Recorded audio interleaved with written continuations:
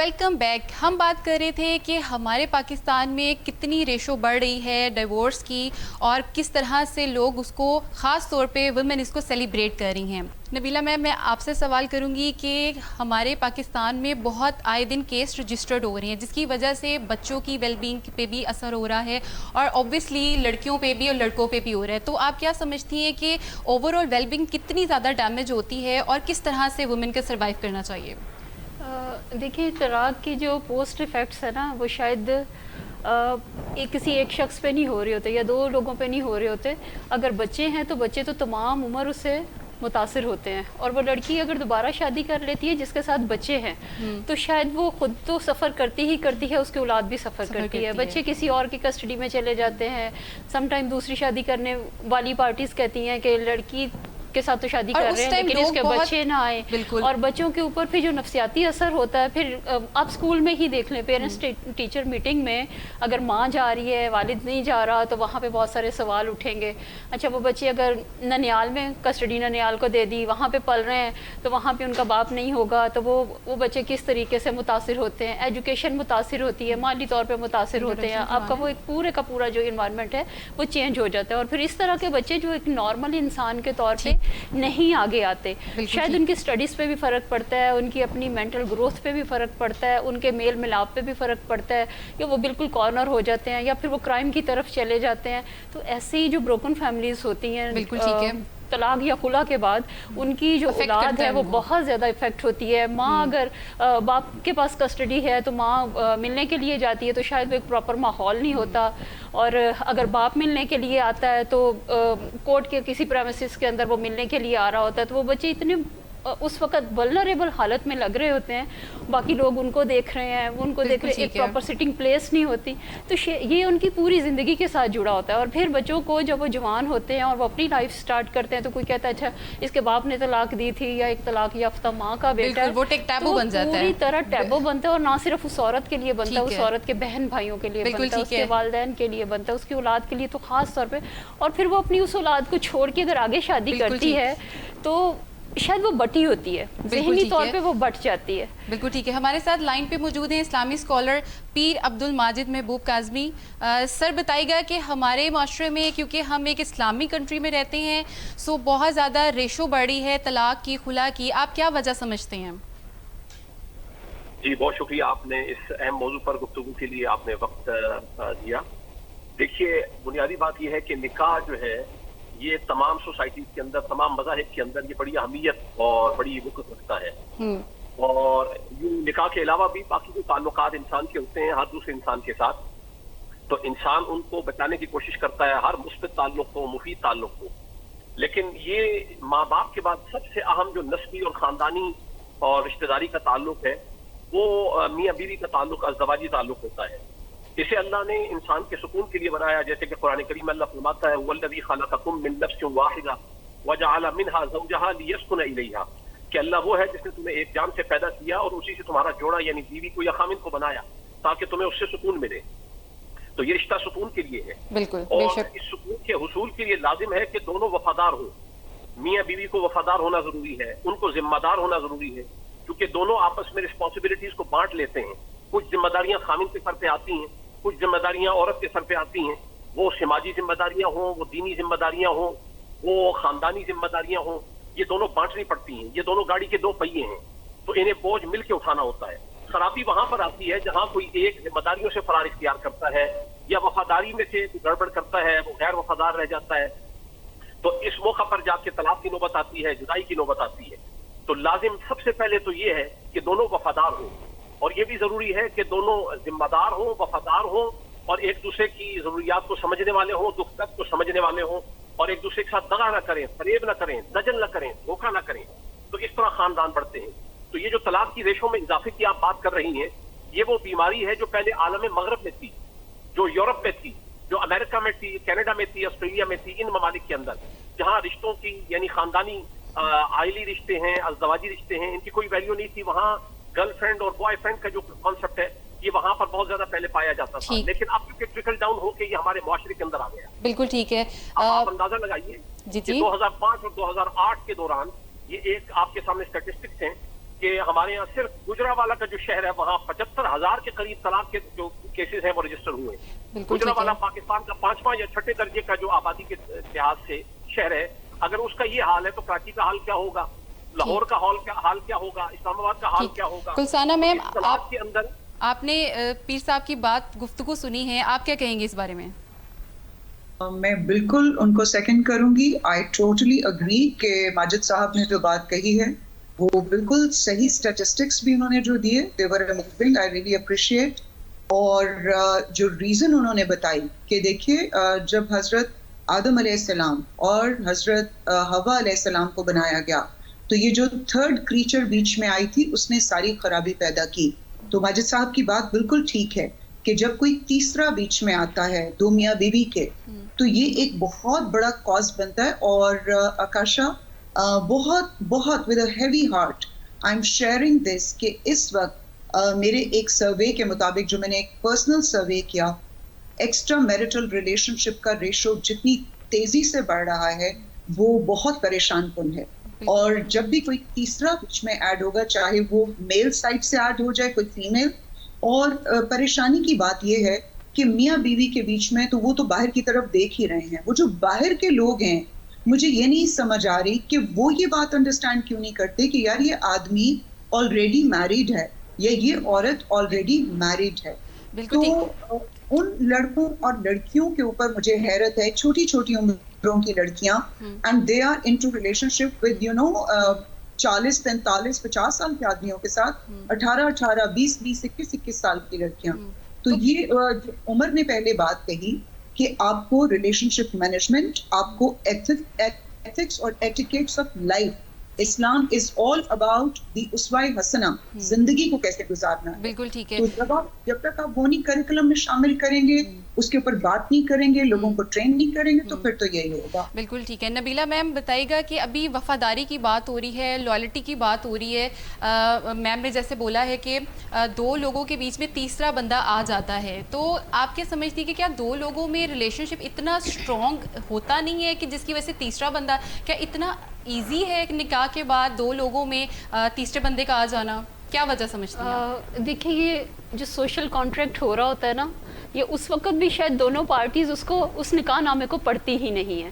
نہ وہ پہلے لڑکے نے پڑھا ہوتا ہے نہ لڑکی نے پڑھا ہوتا ہے. شاید دونوں طرف کے جو گواہ ہوتے ہیں یا دونوں طرف کے جو ذمہ دار لوگ ہوتے ہیں, والدین ہیں یا ولی ہیں, وہی اس کو یس نو کروا رہے ہوتے ہیں. اب ایک بڑی اچھی ڈیولپمنٹ اس میں ہوئی کہ 2015 میں نکاح نامے کے اندر جو شک نمبر 18 ہے اس کو اگر کوئی کراس کر دے گا تو اس پہ سزا ہے, یا کسی بھی خانے کو اگر آپ کراس کریں گے یا خالی چھوڑیں گے تو اس پہ سزاؤں میں اضافہ کر دیا گیا. اور اس کی اویئرنیس بھی ہونی چاہیے تاکہ دونوں لوگ جو بھی ایک معاہدہ کرنے جا رہے ہیں اس کے بارے میں وہ دونوں اویئر ہوں, اور اس کو توڑتے وقت بھی ان کو پتا ہو کہ اچھا ہمیں کیا اس کے کانسیکوینسز کیا ہوں گے, ہمیں اس کو کس وقت توڑنا ہے یا نہیں توڑنا, یا ہمیں اگر حالات ایسے نظر آ رہے ہیں کہ ہم شاید اکٹھے نہیں چل سکتے تو ان حالات کو سدھارنے کے لیے کیا کوئی اور ہمارے پاس راستہ ہے. ایک چیز تو اور جو تیسری پارٹی کی بات ہو رہی ہے, پاکستان سے باہر جانے کا بہت زیادہ ٹرینڈ ہے, اور جو حالات ہیں ہمارے ہاں ملک کے لوگ بہت زیادہ لڑکے خاص طور پہ کمانے کے لیے باہر جا رہے ہیں. شروع کے دنوں میں تو والدین بھی چاہ رہے ہوتے ہیں, بیگم بھی چاہ رہی ہوتی ہے کہ لڑکا باہر جائے, مالی حالات ہمارے اچھے ہو جائیں گے. بعد میں اس خاتون کو جب اس کے بغیر, لڑکے کے بغیر اکیلے رہنا پڑتا ہے, گھر کی زیادہ ذمہ داریاں اس کے اوپر ڈال دی جاتی ہیں, تو تھرڈ پارٹی جو ہے وہ بہت ایکٹیو ہوتی ہے. تھرڈ پارٹی کو ایک طرف وسائل نظر آ رہے ہوتے ہیں, دوسری طرف وہ عورت جو ہے وہ ان کو کھٹکنے لگتی ہے, اور وہ شخص, وہ بندہ جو کمانے باہر گیا ہوا ہے وہ چونکہ دور ہے, تو طلاقوں میں اس وجہ سے بھی بہت زیادہ اضافہ ہو رہا ہے. میں پچھلے تقریباً 2 ماہ کے دوران اس طرح کے کوئی 6 کیسز دیکھ چکی ہوں لاہور کے اندر کے ہی. تو کیا ہر بار تھرڈ پارٹی کا ایک قصور ہوتا ہے؟ کیونکہ دو لوگ بھی تو آپس میں ان کا ریلیشن شپ اتنا اسٹرانگ ہونا چاہیے کہ کوئی تیسرا آ نہ سکے اتنی آسانی سے.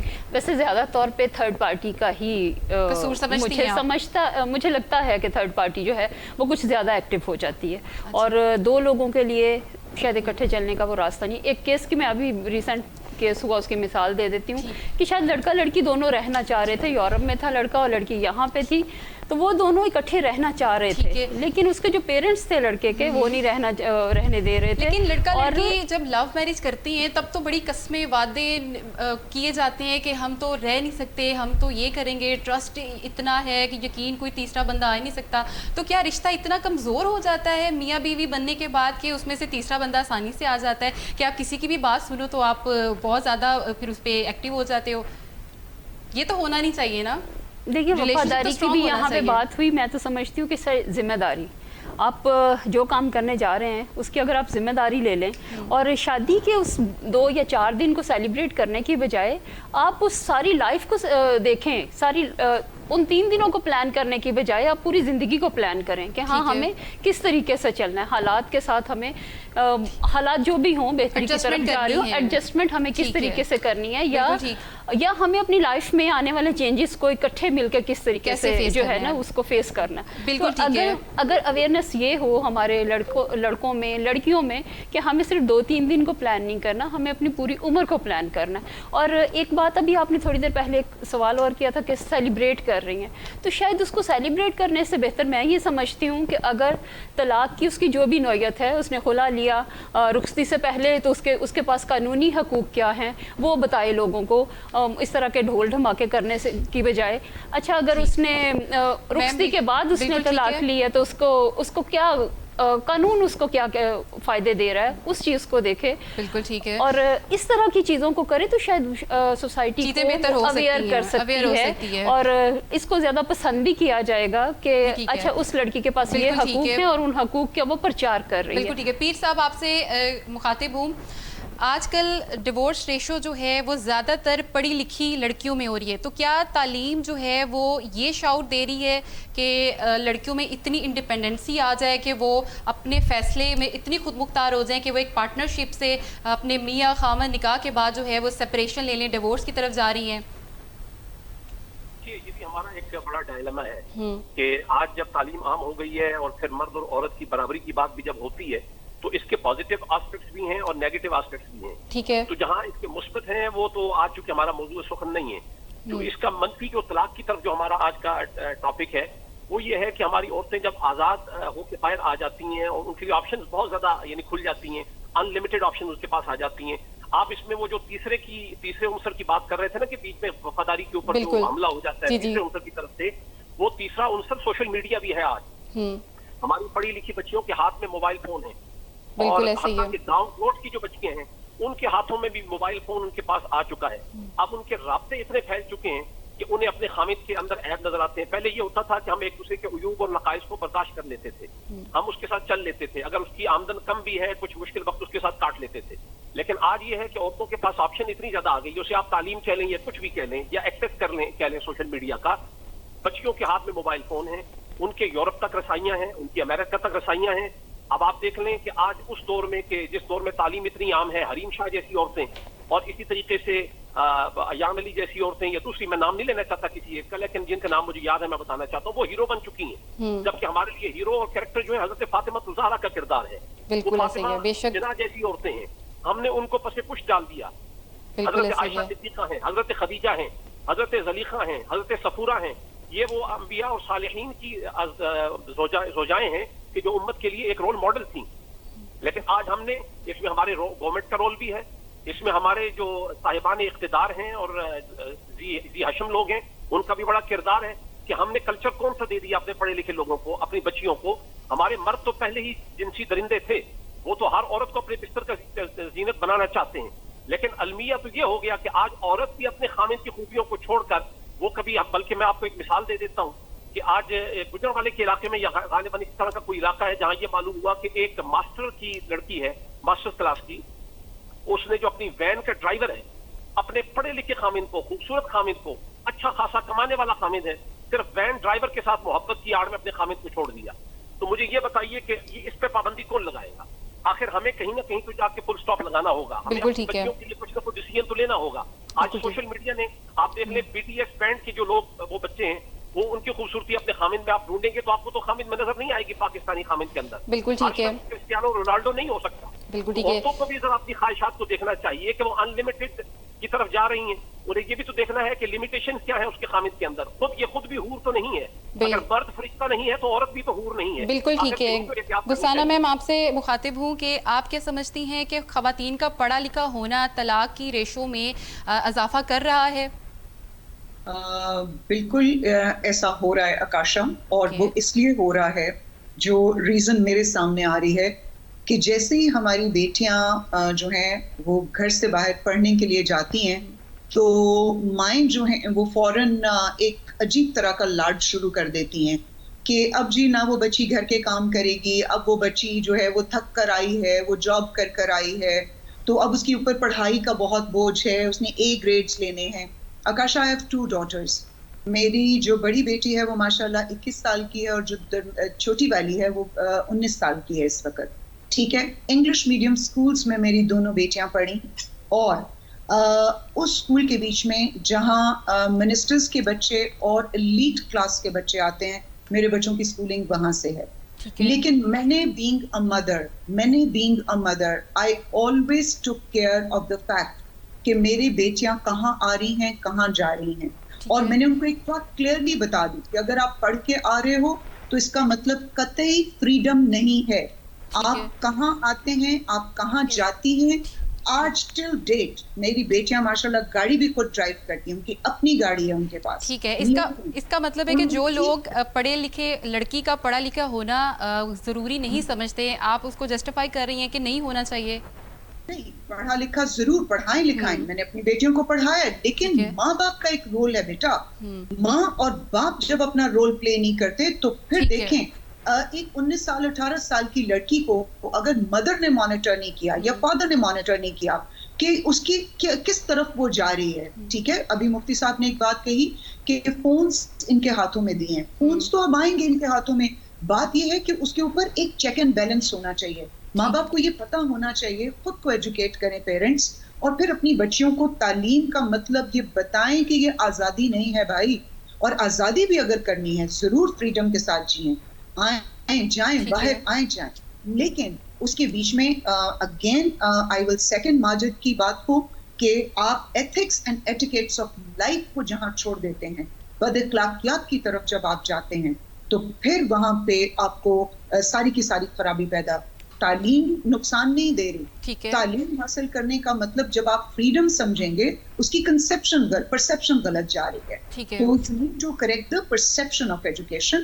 اور ابھی عمر نے بھی یہ بات کہی کہ آپ اپنے ایجوکیشن سسٹم کے بیچ میں وہ جو بھی باتیں تھیں دوبارہ رپیٹ نہیں میں کروں گی, پروگرام کا وقت اتنا کم ہوتا ہے. میرا خیال ہے وہ ایک اچھے میجرز تھے جو لیے جا سکتے ہیں, but education is not the قصوروار element, it's the training, parental training, اور دونوں بیٹے کے لیے بھی ہونی چاہیے, بیٹی کے لیے بھی ہونی چاہیے. یہ میں صرف بیٹیوں کی بات نہیں کر رہی, میں کبھی جینڈرز کے اوپر بات نہیں کرتی. I always talk about create my talks genderless. Both these education should be given to the boys equally and the girls simultaneously. بالکل ٹھیک ہے. نبیلہ میم آپ سے گفتگو کا جو ہے وہ کنٹینیو کرتی ہوں کہ آپ کیا سمجھتی ہیں کہ اس کا مطلب یہ ہے کہ لوگوں کو, جو لوگ پڑھے لکھے ضروری نہیں سمجھتے لڑکی کے لیے, کیا وہ صحیح کرتے ہیں؟ کیا لوگ اپنے گھروں میں لڑکیوں کو, بچیوں کو بٹھا لیتے ہیں اور انہیں بھیجتے نہیں ہیں تعلیم کے لیے, صرف یہ سوچ رکھ کے کہ یہ باہر جائیں گی اور چیزیں بگڑیں گی, حالات بگڑیں گے؟ اور ہو بھی ایسا ہی رہا ہے کیونکہ سوشل میڈیا کا بھی زمانہ ہے, لڑکیوں کے پاس فون بھی ہیں, وہ باہر جاتی ہیں. تو آپ کیا سمجھتی ہیں کہ کیا یہ وجوہات بنتی ہیں؟ آکاشی, میں تو اس سوال پہ بالکل آپ کے ساتھ غیر متفق ہوں کہ تعلیم کی وجہ سے طلاقوں کی شرح میں اضافہ ہو رہا ہے. میں تو کچھ ایسی خواتین کو بھی جانتی ہوں کہ جو بالکل پڑھنا لکھنا نہیں جانتی, وہ گھروں کے اندر فون لے کے بیٹھی ہوئی ہیں. تو ان کے جس طرح ایکسٹرا میریٹل ریلیشن کی بات ہوئی, تو ان کے تو ایک خامد کی موجودگی میں 2 جگہوں پہ ان کے افیئرس بھی چل رہے ہیں. وہ پڑھی لکھی بھی نہیں ہیں, وہ بلکہ اپریشیٹ کرتی ہیں, اچھا شکر ہے یہ جو اب وائس میسج ہونا شروع ہو گیا ہے, ہم اپنا پیغام دے سکتے ہیں. اسٹیٹس یہ کہتی ہے کہ میجورٹی آف وومن جو ہیں ان کی ڈیورس ہوئی اسی وجہ سے رہی ہے کیونکہ وہ پڑھی لکھی ہیں. پڑھی لکھی عورتوں کی ہو رہی ہے. اچھا, اس میں دیکھیں کہ ڈائیورس ہے یا خلا ہے. اگر تو لڑکی نے خلا لیا ہے تو ہو سکتا ہے کہ اس کے اندر اتنا شعور ہو, وہ سمجھتی ہو کہ میں شاید اس رشتے میں آگے نہیں چل سکتی. لیکن میں اس میں تعلیم کو قصوروار نہیں سمجھتی. تعلیم یافتہ جو لڑکیاں ہیں مجھے لگتا ہے وہ زیادہ کانشیس ہوتی ہیں بلکہ اپنے رشتوں کو نبھانے کے لیے. ہاں ایک چیز جو ہے تعلیم تو ہوتی ہے لیکن تعلیم کے ساتھ تربیت نہیں ہے. اگر تربیت بھی کی جائے اولاد کی صرف لڑکی یا لڑکا سمجھ کے نہیں, اس کو ایک فرد سمجھ کے کہ اس نے کیسے معاشرے میں چلنا ہے, کیسے اس نے حقوق العباد کی بات کرنی ہے, کیسے اس نے ایک وہ جو فریڈم ہے اس فریڈم کو اس نے اپنے لیے بالکل ایسی فریڈم نہیں بنا لینا کہ جس میں وہ لا لیسنس کی طرف چلا جائے یا اپنی زندگی کو خراب کر لے. ہاں وہ فریڈم کے ساتھ جیے بٹ ایسا نہیں ہونا چاہیے کہ آپ اس کی جہاں اس کی رسپانسبلٹی جہاں اس کے رائٹس ہیں وہاں اس کی رسپانسبلٹیز بھی ہیں, تو اس پہ نظر رکھنا پیرنٹس کا یا جو ایک امیجیٹ فیملی ہے اس کی ذمہ داری ہے. بالکل ٹھیک ہے. آج کل لوگوں لڑکیاں خاص طور پہ طلاق کی ایک اور وجہ بنتی ہے کہ لڑکیاں چاہتی ہیں کہ وہ سیپریٹ رہیں, وہ علیحدہ رہیں, تو یہ بھی ایک طلاق کی وجہ بنتی ہے. ہاں تو بالکل یہ چیز ہے کہ میں سمجھتی ہوں کہ شاید وہ ان کی توقعات بہت زیادہ ہوتی ہیں. اچھا یہ فیملی جو رشتے کرتی ہے ان میں بھی یہ بات ہوتی ہے, اور جو چوائس میرج ہوتی ہے موسٹلی اس میں بھی یہ چیز ہوتی ہے کہ جو پہلے انہوں نے توقعات لگائی ہوتی ہیں وہ بعد میں پوری نہیں اترتی اس پہ, تو پھر شاید یہ طلاق کی طرف یہ بھی ریزن ایک بنتی ہے. بالکل سیپریٹ گھر, اور اگر ہاں میں یہ سمجھتی ہوں کہ اگر وسائل ہیں تو سیپریٹ رکھ کے بھی ایک رشتے کو بچایا جا سکتا ہے تو بچا لینا چاہیے. بالکل ٹھیک ہے. عمر صاحب بتائیے گا کہ آپ کیا سمجھتے ہیں کہ کیا علیحدہ ہونے کی ڈیمانڈ جو ہیں کیا یہ لڑکی کا رائٹ ہے یا نہیں ہے, کیونکہ یہ بھی ایک بڑی وجہ بنتی ہے طلاق کی, کیونکہ ایڈجسٹمنٹ نہیں ہو پا رہی ہے, فیملیز کے ساتھ جو ہے وہ کوپریشن نہیں ہو پا رہی ہے, جس کی وجہ سے لڑکیاں ڈیمانڈز کرتی ہیں, انڈیپینڈنٹ ہوتی ہیں کیونکہ انہیں یہ ڈر نہیں ہوتا, انہیں خوف نہیں ہوتا کہ ہم جو ہے وہ اگر ہمیں ہمارا خاوند چھوڑ دے گا تو ہم معاشرے میں اکیلے رہ جائیں گے. تو اس خوف, اس فیئرلیس کی وجہ سے لڑکیاں جو ہیں وہ اپنے فیصلے بھی لے لیتی ہیں ڈیورس کے. تو آپ کیا سمجھتے ہیں؟ جی آکاشا دیکھیں, پہلی بات تو یہ اسلام میں جوائنٹ فیملی سسٹم کا کنسیپٹ نہیں ہے. ہر لڑکی کو اختیار ہے کہ وہ سیپریٹلی اپنی زندگی بسر کرے. اب جو طلاق کی شرح ہے وہ میں اس کو اپنے انداز سے ایکسپلین کرنے کی کوشش کروں گا. دیکھیں جب بھی ہماری لڑکیاں, جب بھی ان کا گھر کب تباہ ہوتا ہے جب یہ تھرڈ پرسن انٹرفیرنس ہوتی ہے. میں یہ نہیں کہوں گا کہ جس سے وہ مشورہ کر رہی ہیں اپنی مدر سے, بہن سے, دوست سے, میں یہ قطعی نہیں کہنا چاہ رہا کہ وہ ان کو غلط مشورہ دیتی ہیں. ہر کسی کا جو اینگل ہے, وہ لینز ہے, وہ ڈیفرنٹ ہے. ٹھیک ہے, وہ آپ کے مسئلے کا سلوشن اپنے لینز کے ساتھ اپنی روشنی میں دے گا. ہو سکتا ہے کہ اس کا کیا ہوا فیصلہ آپ کی زندگی تباہ کر دے. میرا یہ ماننا ہے کہ لڑکا ہو یا لڑکی ہو, آفٹر میرج کوئی بھی مسئلہ درپیش ہو تو اس کو ایک کمرے میں بیٹھ کے سولو کریں. اللہ رب العزت نے انسان کو اشرف المخلوقات میں پیدا فرمایا اور اشرف چیز کا مقام بلند ہوتا ہے. انسان کے پاس ہر چیز کا سلوشن ہے. میرا یہ ماننا ہے کہ کچھ دن آپ اس مسئلے کے اوپر نظر ثانی کریں, کچھ دن میں مسئلہ کا سلوشن آپ کے سامنے آ جاتا ہے. 1 گھنٹہ لگے, 1 دن لگے, 1 ہفتہ لگے یا مہینہ لگے, ہسبینڈ وائف ایک کمرے میں بیٹھ کر اس کو سولو کریں. اگر مسئلے کا سلوشن نہ آئے تو پھر کسی کونسلر کے پاس جائیں. وہ کونسلر جو آپ کو لگے کہ یہ آپ کی زندگی میں آسانی پیدا کر سکتا ہے. ویسے میرٹل کاؤنسلر بھی تو بالکل میرٹل کاؤنسلر اویلیبل ہے. اس چیز کو بہت زیادہ امپورٹنٹ سمجھتے ہیں اور علیحدہ علیحدہ سے ہوتے ہیں میرٹل کاؤنسلر. تو پاکستان میں اس چیز کا اتنا رواج نہیں ہے, اتنا ٹرینڈ نہیں ہے, سمجھتے نہیں ہے کہ ایسا ہونا چاہیے. تو آپ کیا سمجھتے ہیں کہ ہمارے سسٹم میں یہ میرٹل کاؤنسلر باقاعدہ ایک ڈیزگنیشن پہ ہونا چاہیے؟ بالکل ہمارے ڈیزگنیشن پراپر ہونا چاہیے. اور یہ اگر کسی کو میری بات سنائی, اگر سن رہا ہے, سمجھ رہا ہے مجھے, تو اس کو اگر پرابلم درپیش ہے تو وہ گوگل پہ سرچ کرے. آپ ان کے اطراف میں نہیں ملتا, گوگل پہ سرچ کر لیں, قریبی کوئی کونسلر, کوئی سائیکالوجسٹ مل جائے گا. بجائے اس کے کہ اپنے پیرنٹس سے, اپنے دوست سے, باپ سے پرابلم ڈسکس کرنے سے بہتر ہے کسی کونسلر کے پاس چلے جائیں. ہاں اگر آپ کو لگتا ہے کہ آپ کے پیرنٹس پراپر کاؤنسلنگ کر سکتے ہیں, وہ ہر کسی کو پتہ ہوتا ہے ان کے ریلیشن کہاں پہ کھڑے ہیں. خدا کے لیے کسی ایسے بندے سے, ایسی بندی سے مشورہ نہ کریں زندگی میں جو پیچھے ہے. کسی پراپر کامیاب انسان سے مشاورت لیں, وہ آپ کو پراپر کاؤنسلنگ پرووائڈ کرے گا, آپ کی زندگی آسان ہوگی اور رشتے ٹوٹنے سے بچ جائیں گے. بالکل ٹھیک ہے. پیر صاحب مجھے بتائے گا کہ وقت کے آخر میں آپ کیا کہنا چاہیں گے, کیا میسج دینا چاہتے ہیں؟ ٹھیک ہے. نبیلہ میم مجھے بتائے گا کہ آخر میں آپ کیا میسج دینا چاہتی ہیں ہماری عوام کو؟ میں تو سمجھتی ہوں کہ اپنے رشتوں کو بچانے کے لیے آپ کے اندر ٹالرنس ہونی چاہیے. جو کام آپ کرنے جا رہے ہیں, 2 پارٹیز بیٹھ کے جو کرتی ہیں, نکاح نامے کو پہلے پڑھیں, کیا رائٹس ہیں, کیا ذمہ داریاں ہیں, ان کو دیکھیں. اور पूरी लाइफ को प्लान करें, जो कानून आपको हकूक देता है उस पे भी, और आपने अपने एक सोशल स्ट्रक्चर को किस तरीके से लेके चलना है, उस सारे के बारे में आप बच्ची है या बच्चा है उसको अवेयर करें, और हालात को इतना फ्लेक्सिबल रखें कि बिल्कुल एंड रिज़ल्ट आप ना सोच लें, आप देखें कि हाँ मुझे कहाँ कहाँ पे जाके इसमें बेहतरी की गुंजाइश नज़र आती है, तो वो आप बेहतरी की गुंजाइश तलाश करने की कोशिश करें या सोचें, बिल्कुल आप एंड पे ना जाएंगे जी बस मुझे अब ये ख़त्म ही करना है। ठीक है, बिल्कुल ठीक है। गुलसाना मैम बताइएगा कि आप क्या कहेंगी, क्या मैसेज डिलीवर करेंगी?